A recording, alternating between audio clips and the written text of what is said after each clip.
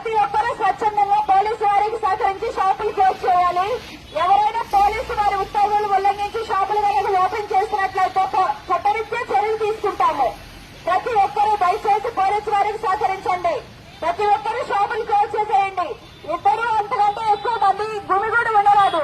ఎవరైనా law and order సమస్యలు సృష్టిస్తే మాత్రం చట్టరీత్యా చర్యలు తీసుకుంటాము.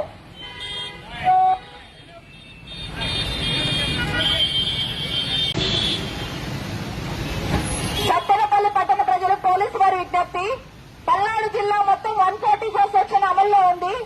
ప్రతి ఒక్కరూ స్వచ్ఛందంగా పోలీసు వారికి సహకరించి షాపులు క్లోజ్ చేయాలి. ఎవరైనా పోలీసు వారి ఉత్తర్వులు ఉల్లంఘించి షాపులు కనుక ఓపెన్ చేసినట్లయితే చట్టరీత్యా చర్యలు తీసుకుంటాము. ప్రతి ఒక్క